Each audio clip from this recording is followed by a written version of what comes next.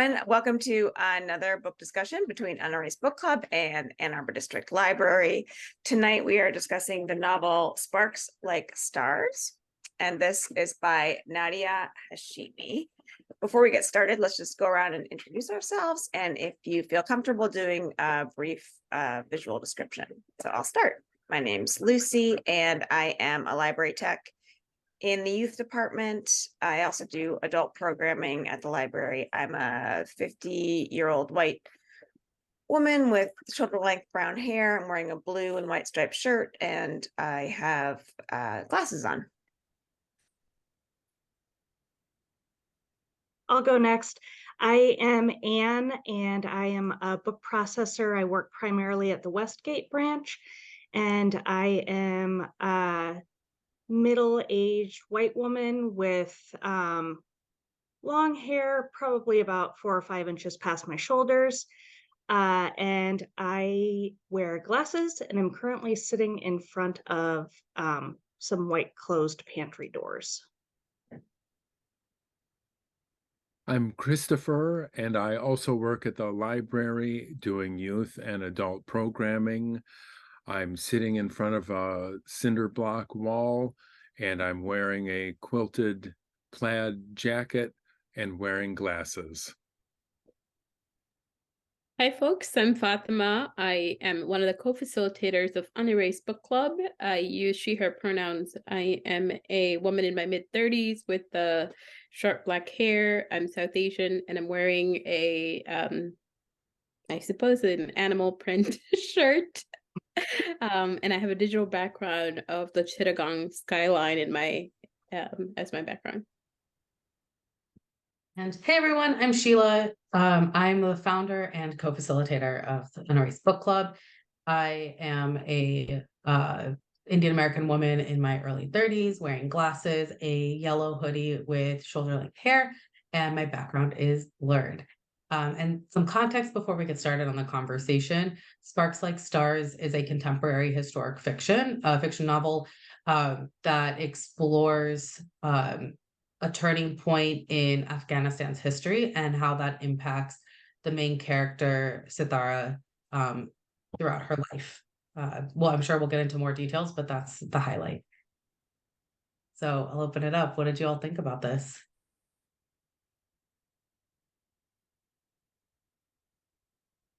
I'll start. I really enjoyed it. I was initially kind of thrown just from the last book. This one, just a much more serious tone.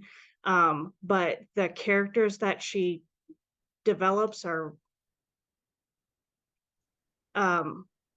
enjoyable to spend time with, even though it's in kind of horrific circumstances throughout her life. And I appreciated the kind of perspective it gives you on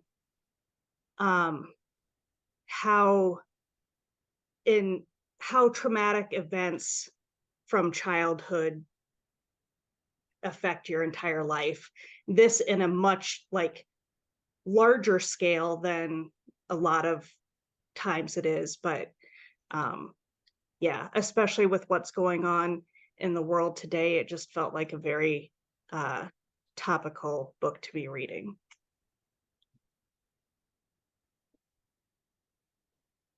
I enjoyed the book, and it was surprisingly a fast read, which was really nice. I don't think about Afghanistan very much, and I thought it was so nice to get this more fleshed out view of what it is and the culture. Of course, no culture, not Afghan culture or American culture or Russian culture or anything, is monolithic. And I think at least I started to break down my ideas that, oh, it's just one sort of culture over there in Afghanistan. And I learned a lot about Afghan history, which was really nice.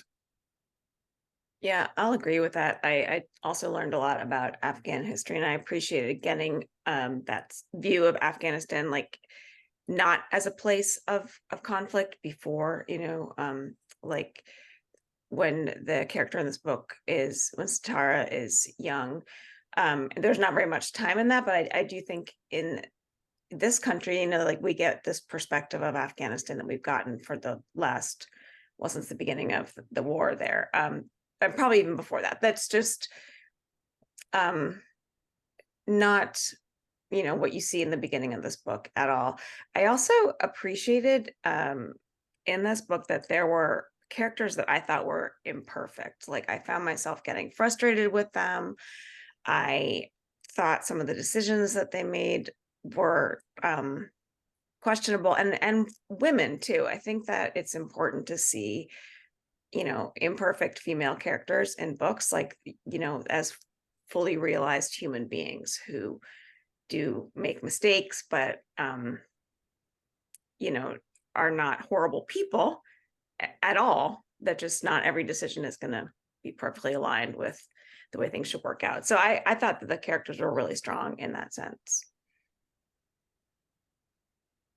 I'll echo what everybody else said. And, you know, I've seen pictures of Afghanistan like pre the coup and pre-war and all of that, and I remember like being surprised by it. But like now we get like this, through this novel, you get a very detailed version of what life was like, you know, the mobility that women had, the socialization, the mixed gender roles, like the parties. I mean, granted, the main character is in a very privileged position socioeconomically and just in a lot of other ways.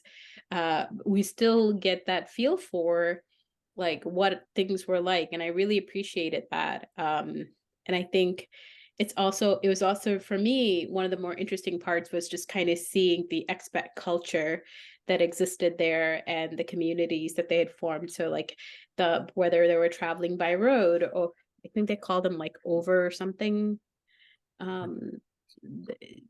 the ones who toured all the way from Pakistan through Turkey and all, and then also the diplomats and everybody else. And you really got a sense of like how rich and diverse the life was. Overlanders. Yeah.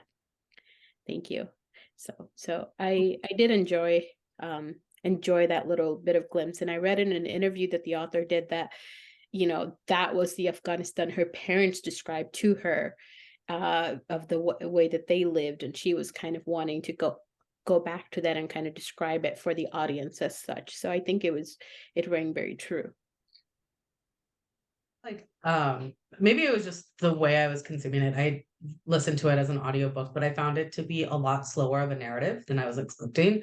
The way that the book is billed is the main character meets somebody from her past, and I thought it was going to be like present day flashback setup, not semi-linear or relatively linear. And because the author chooses to use her space to give us like a fuller picture of Afghanistan in the early or mid 70s, really go into detail about what a violent military coup looks like from the perspective of a child, and then spends a lot of time helping, like exploring what it meant for her to get out and to find safety. I kept thinking like, okay, when are we going to get to present day? Like, who is she in the present day? Because that's how the book jacket leads. That's how all the summaries lead, is with what is basically like the last quarter of the book. But I thought like, I didn't know if I was going to like this book. It wasn't until the coup scene that the details started to move away from like childhood imagination into something more concrete, and just redoing a little bit more reading on the coup and the families that were impacted. I didn't realize that one of the president's like family members actually escaped via a hippie caravan, like an overlander, and like him and his family like disguised themselves as hippies to get out. And yeah, it built up meat, at least for me, over the course of the book. And the ending, I think it is a long book, but I thought the ending deserved a little bit more room to expand on how the character's feeling being back in Afghanistan and the impact of these commissions that were coming up to find remains.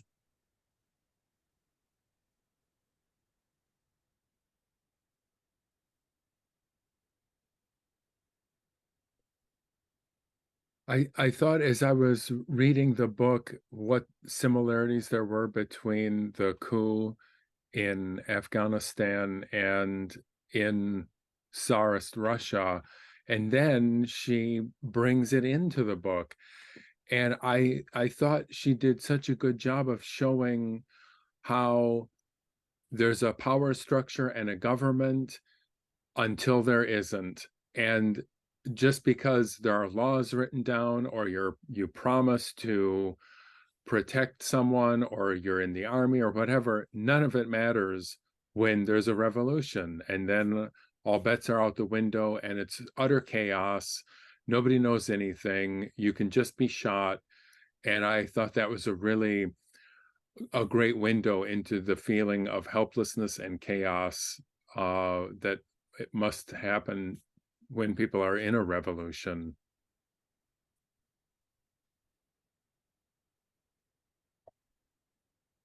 I found the particularly in the latter part of the book, the exploration of basically the US's foreign policies and Russia's, the Cold War on everything, and how even though Antonia was there, and she personally, I'm sure, was doing great work, but it was even hard for her to come to terms with, should we have been there? Like, what were we doing? We were just tit for tatting with Russia, even if it was supposed to be benefiting the Afghan people, it was still just using them as pawns in the Cold War. And just seeing Antonia try to come to terms with that, and also Sitara Ariana come to terms with that because of the role Antonia came to play as a mom in her life, and how, I don't know, how weird that must feel to have almost, at least in part, the cause of your life's turmoil be that important to you as well. I kept trying to figure out if she had any feelings, or the character Sitara, if she had any feelings towards like all of the foreigners who were in Afghanistan and living there. Or I mean, there are some comments where she would make like, oh, this store, it's like for tourists, it's the same thing as like Times Square, and the kinds of stuff that locals wouldn't buy but the tourists will. And given that her survival really dependent on these foreigners that, taking her out of the country, I wonder if that shaded her view, but also just thinking about how it was with the help of a journalist that she kind of navigated present day Afghanistan. And yeah, I really wanted to know more about her feelings towards all of the foreign influences that were there, because that's a really huge part of the book, but it was one of those themes that didn't quite get investigated as much as some of the other themes. Like when her mom and Clay, the journalist, were having the discussion about the impact, she walked away. Like, she didn't even want to be there for dealing with that complexity. So yeah, which was a very interesting choice. I wasn't sure what to make of that. Yeah, I think she seemed like pretty single-minded in her focus on, I mean, obviously getting the answers about what happened to her family from Shair, was that the name of the guard, but also like that I found her and it's like understandable, but also she was so stubborn in her like, well, her hatred of him, but this inability to see any other way that that situation could have been, like he was doing a bad thing to her. And that's very telling, because that was her perspective as a child. Even though he was saving her, the only thing she could see was like, he hurt my family and he took me away from my family. But I think that, like, as they're going back to you know, she meets him as a patient, and then they're going back to Afghanistan to figure out what happened to her family, it seems like her focus becomes so single-minded that I mean, I almost wonder if that's why she's walking away from things, and understandably. So Yeah, like what you're describing, Lucy, is like the unprocessed trauma, because she does acknowledge that she never spoke about this, even when her mother tried to get her a therapist and try to do that, and realized that, oh, actually, this is causing her more pain than not talking to a therapist and removing her from it. So I feel like she was so single-minded because she hadn't processed or even gotten any sort of closure.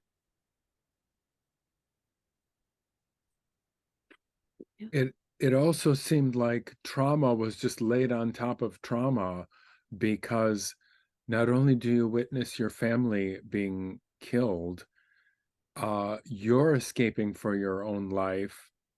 You are sort of kidnapped. You're placed with another family. You try to get out with these strangers. The person you're with dies.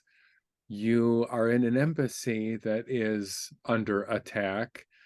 You know, you finally, sorry, I got the order a little bit mixed up when Tilly died, but then you make it to the US and then you're stuck with more strangers. It's just like being passed from one stranger to the next, totally lost.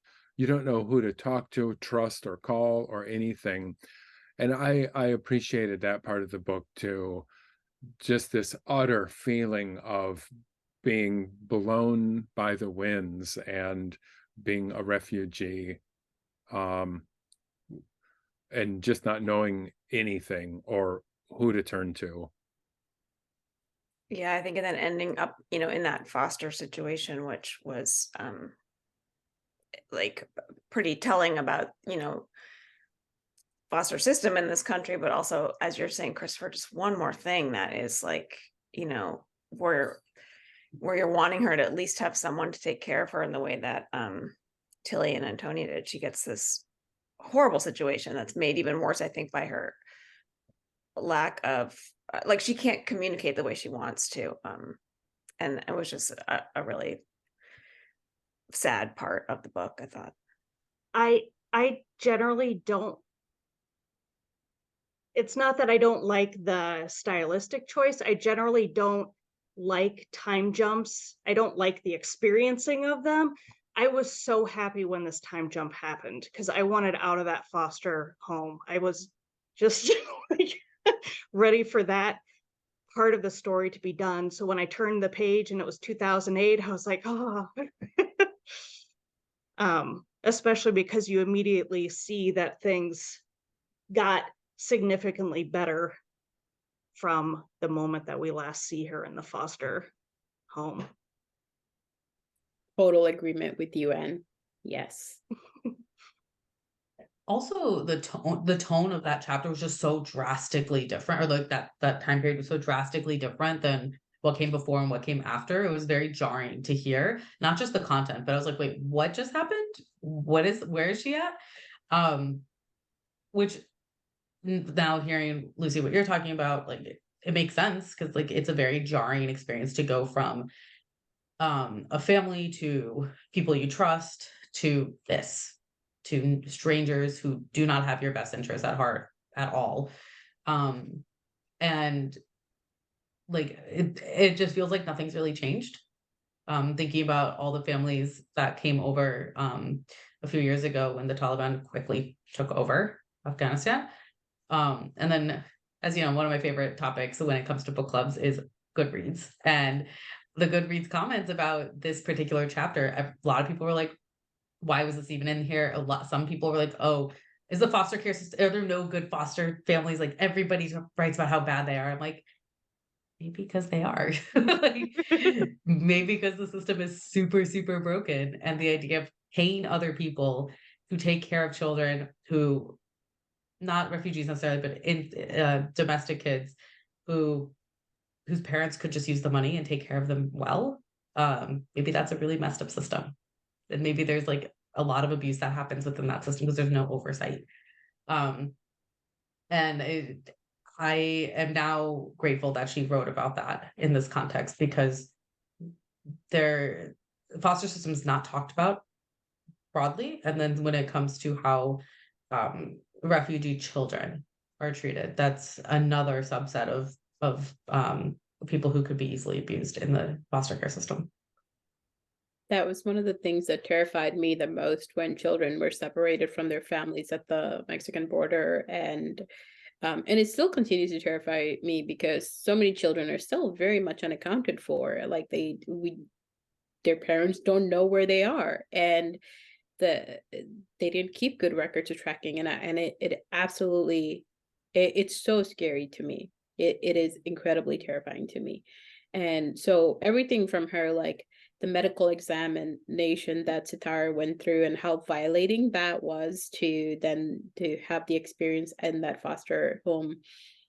I read from the author is a pediatrician as well. So she talked about how she's seen a lot of these cases as a pediatrician, and that's what inspired that section of the book, which I'm like, yeah, it happens all the time, and it is a very broken system. I was very much ready for, both glad that it was there and included, and also just like so ready for that section to be over. I was almost ready for like the book to be over when they make it to America, and I'm like, Tilly survives and she lives with Tilly. Like it's just like that's what happens, and we're done with the book. But no, it went on for like another couple hundred pages.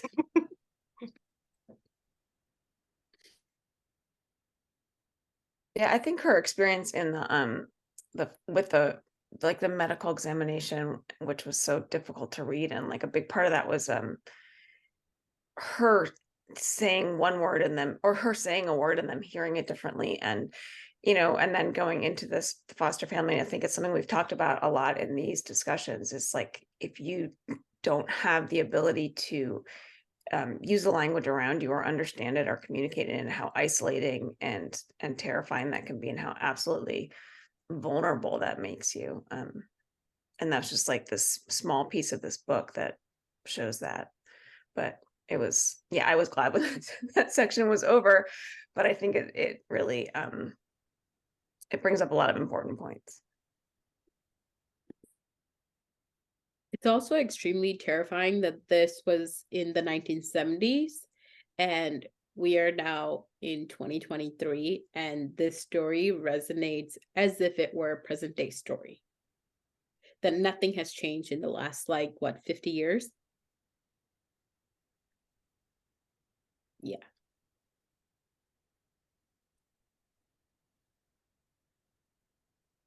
I just wanted to go back to a point that we were making earlier about foreign intervention.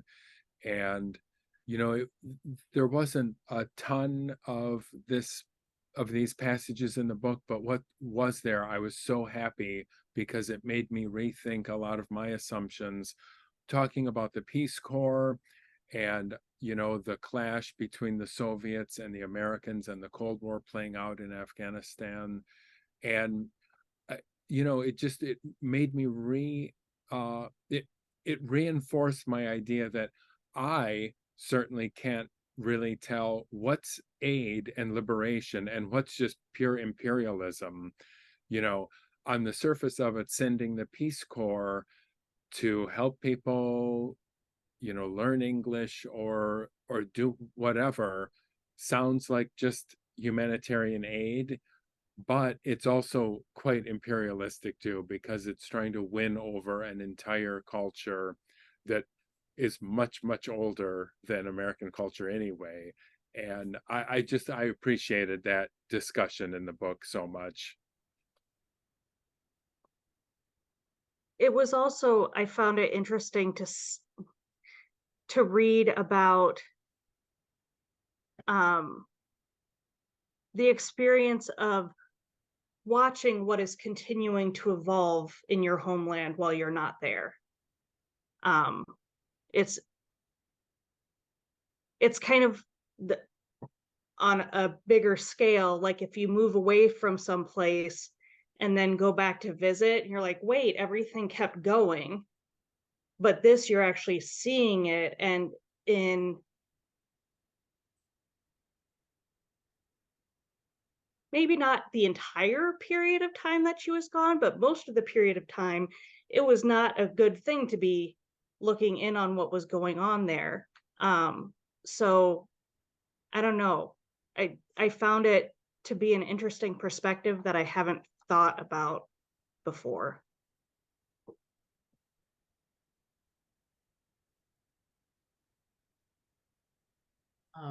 So I actually lived abroad on a Fulbright.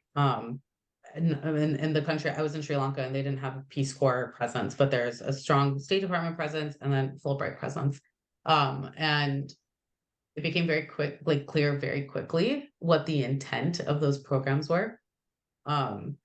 And just it's very much about trying to create a favorable impression of what is America amongst as many people as you can across time.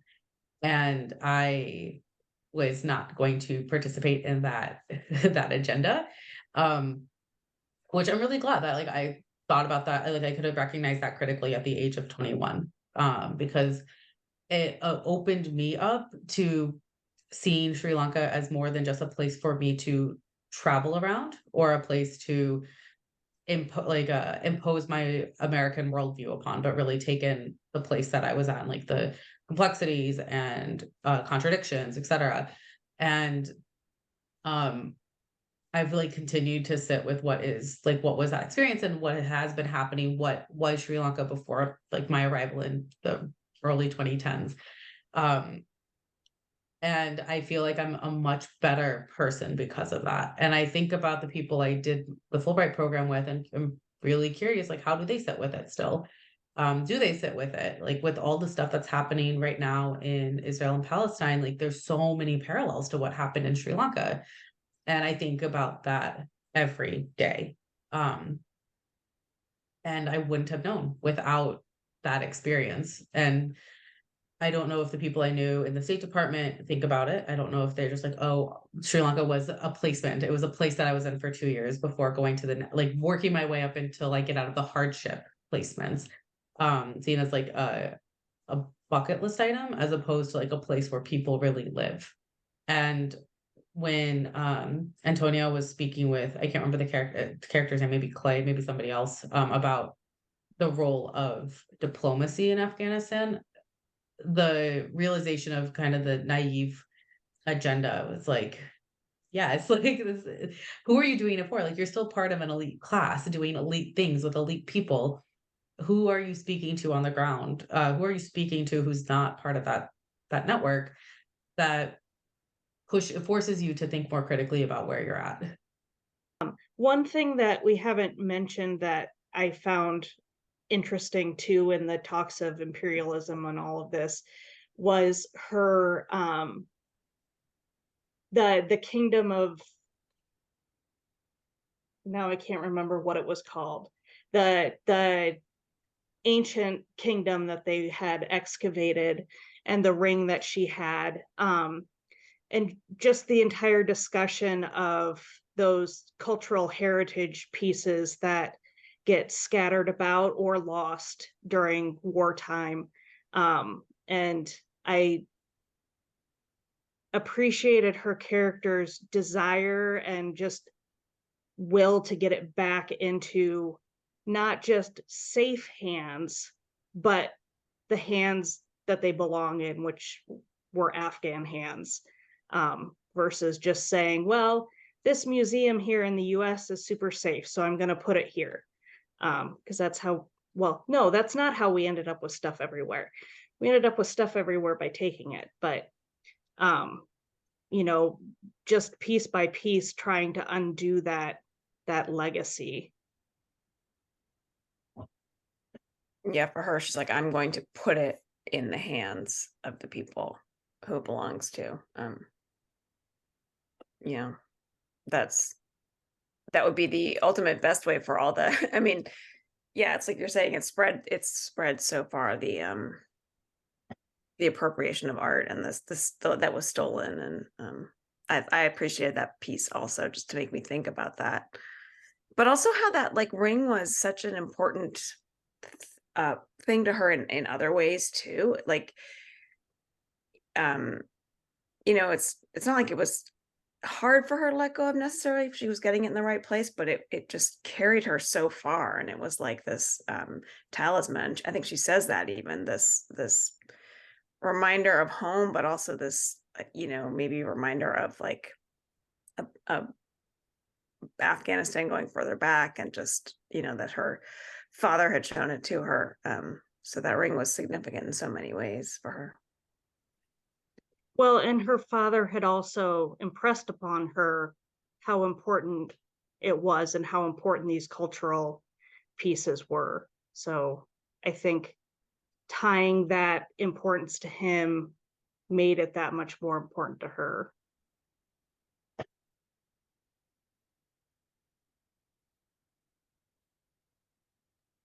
One of the things that I really enjoyed about the book were like the small nuggets of like, I don't know, sometimes she would just state it as an idea, but like something that her father would say about people or life, and I felt like, oh, this was actually really insightful. I didn't get a chance to highlight anything because I was also listening to the audiobook, but I would be like, oh, you know, but which, by the way, I think this is the first fiction piece that I've listened on audio instead of reading as a book, and that it's a wild experience. I don't know if I like it, but you know, it's just I didn't get the experience of reading as you might read a text. And just throwing that out there. So yeah, but I like the little nuggets of wisdom that were scattered throughout the book. Like, oh, this is quite insightful. I'm with you, Fatima. I have tried and tried and tried, and my friends at the library have said, oh, you got to try this. I just can't do it. When you can read the paper version, I suppose. Yeah. Yeah, there's certain books that I think lend themselves to listening, but I think when you want to, and it depends also like where you are in that time in your month, in your, you know, week, in your whatever, how your brain is retaining information. But I think like when you're consuming something that you want to go back and like pull points out of, that it is difficult with audio, because you can, I mean, you can like mark it somehow, but you don't have the ability to sort of underline it and like really get it stuck in there. Yeah, those insightful nuggets get lost a little bit more on the audio. So this is something that just one of the lines that I kind of pulled out. This was actually mom, her adoptive mother talking. And she says, you know, we're so damned afraid that talking about the ones we've lost will hurt us as much as losing them did. So we just stopped talking about them, but that's when we truly lose them. And I think that is just like huge, especially when dealing with traumatic loss. People get really scared about mentioning the person, and so it almost gets the message gets put out that it's not okay to talk about this person. And especially when you've got a child that you're inadvertently doing that with, it robs them of the chance to remember and to grieve. Actually, that part resonated with me so much because my mom died when I was very young, and my dad, he's not like the super outspoken type about grief, like he just doesn't do it. And so I grew up, because I grew up with him, we didn't like grow up talking about her or anything, and it was almost just like we just didn't talk about, like, she was a taboo subject, even though there was no reason for it to be a taboo subject. It was just like, in my child's mind, I was like, nope, not allowed to talk about that. Okay, cool. But when I went back to Bangladesh and was visiting with family, like family members on all sides would talk about her, and to share all these like lovely stories about her. And I'd be like, wait, we're allowed to do this? We're allowed to like, and for me, I wanted to hear all of them because I'd been like pretty much deprived my entire life of them. But I was remember feeling so shocked that this was allowed and that it could feel good, right? That it wouldn't be devastating, it wouldn't be super hurtful, because I thought my father's grief, my father never remarried, so I thought my father's grief was so heavy that he just could not go there and that it would hurt him. But when other people would talk about her around him, he joined in and he would say really lovely things. And I was like, oh, like, I mean, I guess because she died when I was so young, I didn't have those types of stories to share with him, to commiserate. But when other people were doing it, he would do it. And I was like, oh, it's not what I thought it was at all. Yeah.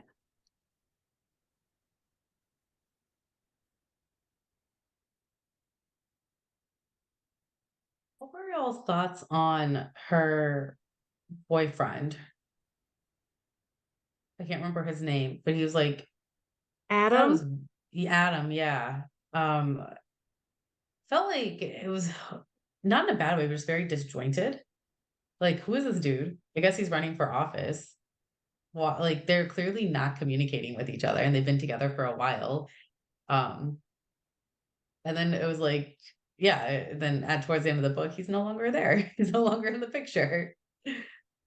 Yeah, I almost wondered, like, I was surprised that she had a boyfriend, to be honest, because it's like she doesn't even allow herself to feel anything. And there's so much that's like locked inside her. I would think it would just be, I don't know, bubbling. So it's just in a way, it seemed like I think it was interesting, and it was like frustrating to see the way he just all of a sudden turned her into something that was going to like elevate his political platform. But it almost felt like a plot device to show us how, people can get used in that way. Like it did feel like just a piece that was I don't know how much. Yeah, it just seemed like it was hard to find a place for it to fit. I also would say that, like, and I don't know how other people feel about this, but or I'll ask how people feel about her and Clay at the end. Like, it obviously seems like they were together. so that one felt more natural, which I think was partially just in contrast to how unnatural her relationship with Adam felt. But I feel like that corresponds with how kind of closed off she was to her own emotions, and how unable to deal with the past she was, and that she couldn't even discuss it with him. So she's in this relationship, but she's not even being even slightly authentic in it because she's hiding her entire past. Yeah, it just seemed like, here's a bad relationship, look at this. And not bad in, well, there's taking advantage abusiveness with the candidacy, but it's not like he's necessarily a bad guy, but they together are just nothing. They don't build each other up in any way. They just seem to like to have dinner together occasionally. Yeah, it's like, do they even know each other? No. No. I did think some of the relationships were a little too idealized, like between Satara and her friend. I'm forgetting her friend from Nigeria. Sheela? Oh, sorry, sorry. Never mind, sorry. I was Deo or Dio? yeah. That's right. Thank you. You know, um, we just got this kind of view of friendship from her perspective, and she's a very supportive friend, but it a lot of the relationships I thought in the book were just a little too perfect just for my taste. I could have gone with maybe a little more conflict or something. I mean, at the one scene where Dio was coming over, and she said, "I won't leave you all night. You can ignore me or talk to me or whatever you want." It was nice, but I felt a little too romanticized of a view of friendship for me. But I could be alone in that. Felt it felt unrealistic because they're both very busy residents or doctors. I can't remember what they were at that point. Like, Right. no one's just like coming over and staying. Like they either have to go to sleep or have other things to do. That's kind of what I was thinking too. Yeah, it's like they almost wanted a contrast to Adam. Like, here's somebody that didn't experience her past, but that she trusts with it. It's like, so she is able to trust somebody with it, but she isn't able to trust this guy with it. Mhm. Adam just seemed very convenient until he wasn't, honestly. That's how I'm writing him off. I like it. It felt like one of those relationships where if they passed on the street in 10 years, they might nod at each other, but otherwise there would be no acknowledgement. Yeah. Yeah. I mean, and which rings true to me given her capacity for vulnerability at that time. So, yeah. He also just didn't seem very receptive to it. And I think that the fact that he was so willing to just like violate her confidence in such blatant ways, so take a picture with her and post it on Instagram and tell a story that she shared that could be a HIPAA violation. Like all of that is just like the lack of care is astounding. Yeah. Interestingly, the author was also ran for a seat, I think in Congress, maybe, in Massachusetts. Status. Oh yeah. She did. Yeah. Yeah. So, so I think that we're seeing some of that come through. Maybe like processing that being a candidate kind of makes you the worst version of yourself. Even if you try really hard not to lose yourself in it. Yep. Yeah.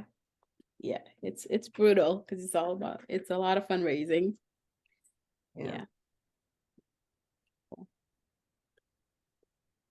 I thought oh, I'm sorry, go ahead. No, it's all right. Go ahead. I was gonna say I thought the unexpected reunion at the end of the book with is it Rostam? Mm-hmm. I think.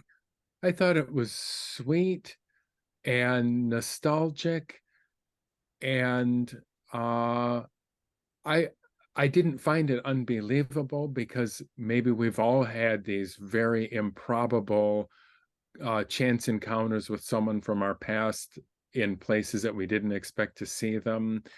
I thought that was really nice, and I happened to be listening to the radio today, and they were interviewing someone from a new movie called Past Lives, I don't know if you caught that interview today, and she was talking about how these lives are still going on without you. And that made me think of the book so much, because here is Satara living in the US, but she's still consumed with this life that's still going forward without her and all these people and her family. And I just thought it was such a sweet moment in the book to run into him again, so unexpectedly too. And she even says, I wonder what would have happened with the two of us if the coup hadn't occurred. And it's just a mystery that would never be answered. Mhm. It's like really, sliding really doors, the hoping. movie. Sorry, go ahead. I was just saying it's like Sliding Doors, the movie. Like you can Yeah. see a different version where the coup doesn't happen, and yeah. I was really, really hoping that it was her brother, Oh, that yeah. maybe she didn't see that maybe he did survive somehow. Um, yeah, and then when it was her friend, I was like, that's cool. Like, I mean, I she could even like, acknowledges, oh, sorry, that they beyond like they ran into each other, they connected about this, but then they didn't really have much else to connect about, and that just shows that like those lives kept going, but in just different ways. So I was reading a book synopsis and for next year's list, and I can't remember. I think it was like a young adult book that I came across about um Vietnamese siblings escaping after the war, and they get separated, and the older sister finds her younger brother, but he has no memory of their family, or he doesn't really know who she is. He trusts that they're siblings, but he doesn't know what that means. And just that synopsis like broke my heart. Like, Yeah. I'm not sure if I'm gonna read this. Like, this seems too intense. And that's what I was thinking about when, like, in the 10 seconds between being introduced to this strange man and then figuring out who it is, like that a second of hope that maybe it's her brother who she loved so much. Mhm. Yeah.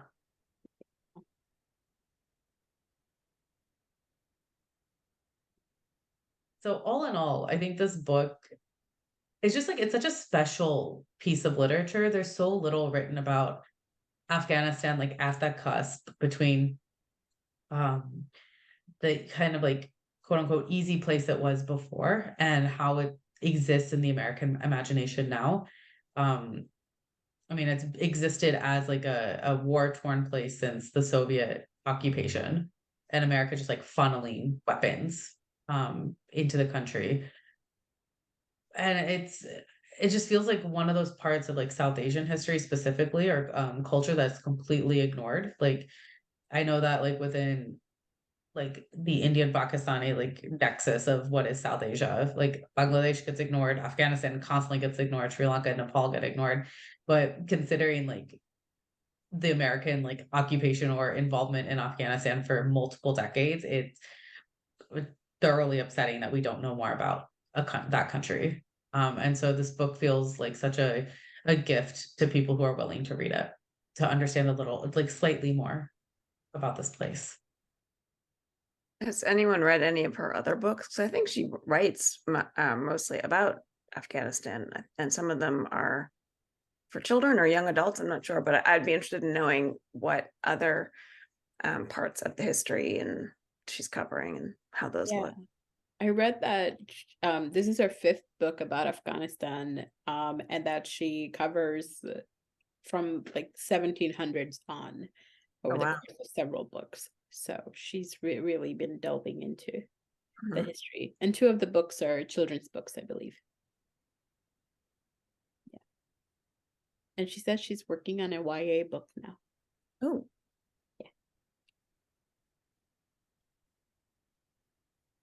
Very cool. This seems like a pretty natural point to stop. I just want to thank you all for once again inviting us into this space, and for hosting us. Next month is our last book of the year, When the Tiger Came Down the Mountain by Nevo, and it's a novella, so it should be a shorter read. Yeah. And thank you for giving us another great and interesting book to read. It's always appreciated, and for facilitating a good discussion as well. Thank you. Thank you, everybody. Yeah. Have a good night. Bye. Bye.